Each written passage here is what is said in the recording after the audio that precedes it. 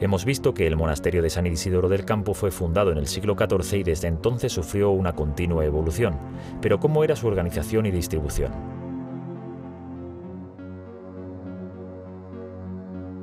Al llegar al monasterio nos encontramos con el Patio de los Naranjos. A esta explanada se abrían la iglesia, la botica y la procuraduría. Y en ella se situó el cementerio de los monjes cistercienses y después el de Santiponce, sacralizándose el lugar con una cruz colocada sobre una columna romana traída de Itálica.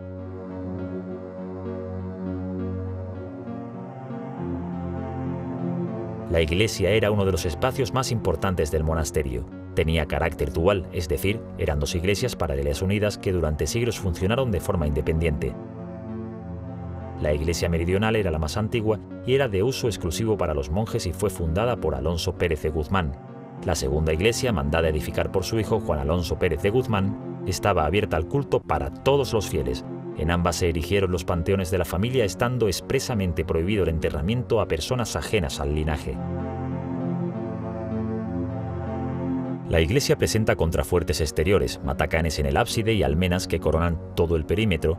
El acceso actual se realiza desde el citado Patio de los Naranjos a través de una portada mudéjar en el lateral de la segunda iglesia, que se construyó a finales del siglo XV.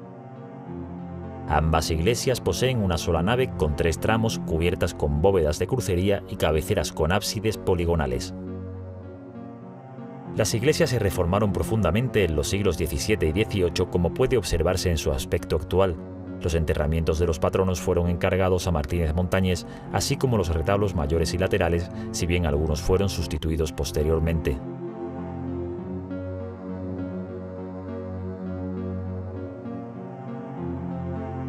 También del siglo XVII es el coro, que se encuentra en el extremo opuesto al presbiterio de la iglesia monacal. En esta zona se realizaban las oraciones comunitarias, dedicándose a ellas 7 horas diurnas y una nocturna. El número de sillas del coro estaba relacionado con el número de monjes que poseía el monasterio y mostraba su importancia y riqueza. En el centro del coro se sitúa un atril móvil de grandes dimensiones llamado facistol, donde se colocaban los libros corales.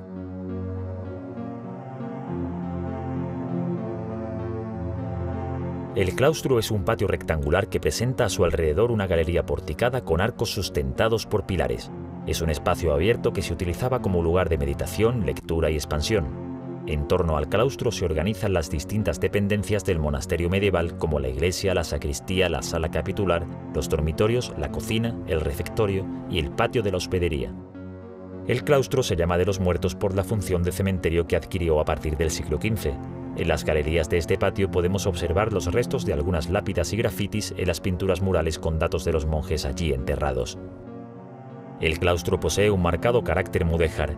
Los arcos son de medio punto peraltados y están enmarcados por alfices. Los pilares de la planta baja son rectangulares y en la alta ochavados. En material de construcción es el ladrillo. A lo largo del siglo XV todo el monasterio sufrió una transformación decorativa y los muros del claustro se revocaron y cubrieron de pinturas y alicatados. A partir del siglo XVI, una serie de ricos burgueses sufragaron la creación de altares a modo de capillas funerarias que servían de estación para las procesiones claustrales. Sobre este claustro se levanta una espadaña, pues estaba prohibido por la regla construir torres campanarios. Su estructura sufrió una primera reforma en el siglo XV y en el XVIII adquiere la apariencia clasicista actual, con 4 vanos en el primer cuerpo. Las campanas marcaban el ritmo de la vida en el monasterio, convocando a misa, al coro o al dormitorio.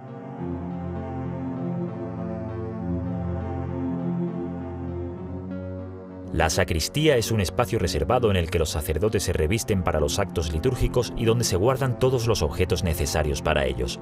Desde aquí accedían al altar después de haberse purificado las manos en el aguamanil.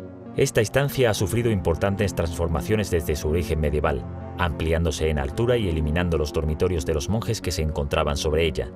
El espacio es de planta rectangular y se articula mediante pilastras decoradas con cabezas de querubines. El interior se ilumina con ventanas protobarrocas que sustituyeron a los estrechos vanos mudéjares polilobulados. Entre las obras más notables que se guardan en la sacristía destaca la tabla de la Virgen de la Antigua, atribuida a Cristóbal de Mallorca, y que es copia del original que se halla en la Catedral de Sevilla.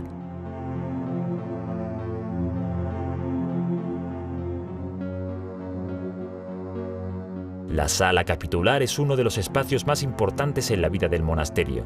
En ella se reunía toda la comunidad cada mañana y se tomaban todas las decisiones necesarias para su funcionamiento. Se hacía confesión pública de las faltas y también se admitía a los novicios y a los nuevos monjes.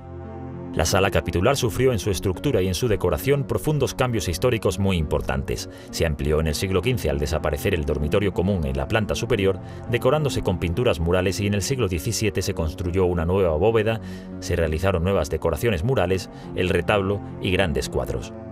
En los muros de esta estancia se aprecian las decoraciones pictóricas superpuestas. Las pinturas murales del siglo XV representan una serie de escenas sobre la vida de San Jerónimo y las del siglo XVII poseen un carácter clasicista. En el extremo de la sala capitular se abre una pequeña capilla llamada del Reservado, que fue completamente reformada en el año 1636 con pinturas barrocas y con el retablo de Santa Ana realizado por Martínez Montañés.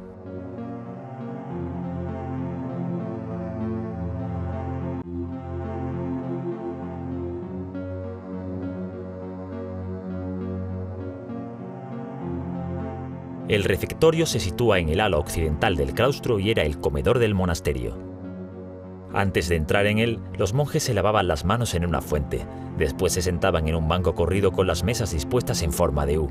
El alimento estaba ya servido y después de bendecir la mesa tomaban asiento y no comían hasta que el prior descubría el pan. Uno de los monjes leía, mientras el resto comía en silencio pan, legumbres y excepcionalmente pescado.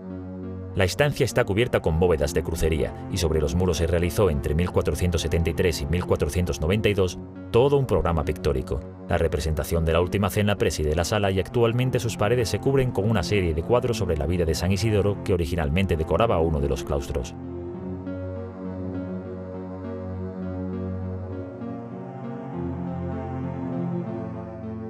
El claustro o patio de los evangelistas está situado a los pies de la iglesia y recibe también el nombre de patio de la hospedería, que estaba compuesta por diversas estancias reservadas a los peregrinos, a los clérigos que venían de visita o a los nobles y patronos. Cuando los monjes cistercienses fueron sustituidos por los jerónimos, se reformó toda esta zona, pues al ser semipública interesaba mostrar los cambios al visitante. Entre las actuaciones destacan las pinturas murales que cubrieron todas las estancias, que fueron realizadas entre los años 1431 y 1436. En ellas se va alternando figuras de santos con motivos mudéjares.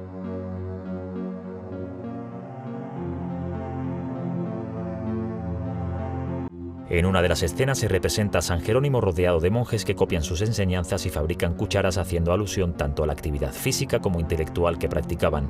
También se puede ver a San Jerónimo recogiendo un escrito que le entrega un cartero.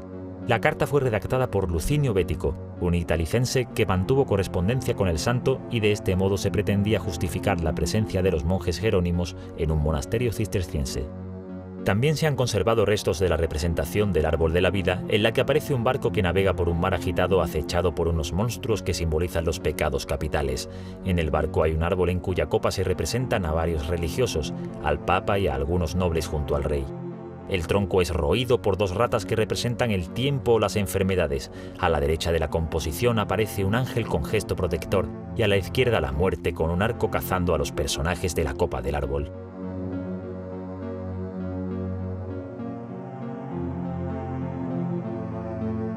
En el extremo meridional del monasterio se encuentra el denominado Claustro Grande, que se levantó en distintas fases a lo largo de los siglos. En esta zona se situaron las celdas de los monjes y la torre fue el aposento del abad. En el siglo XVII sufrió un importante incendio y fue reconstruido a finales del siglo XVIII con fachada neoclásica. Durante los siglos XVII y XVIII se construyeron la mayor parte de las dependencias destinadas a labores agropecuarias, destinadas a la producción vinícola, al almacenamiento de grano, a la extracción de agua y a la producción de aceite. De esta forma los monjes intentaron siempre ser autosuficientes. También existieron en el monasterio otras dependencias hoy desaparecidas, como una botica en la que se ofrecía atención médica y farmacéutica tanto a los monjes como a la población de Santiponce. Había una biblioteca y un archivo en donde se realizaban copias de libros y se estudiaba. Se disponía de un espacio llamado Procuraduría, que era desde donde se administraba económicamente el monasterio. El monasterio también contó con una huerta, una alberca y un pozo. Hoy está abierto parcialmente al público, realizándose un recorrido por la zona medieval a la que se accede desde el Patio de los Naranjos.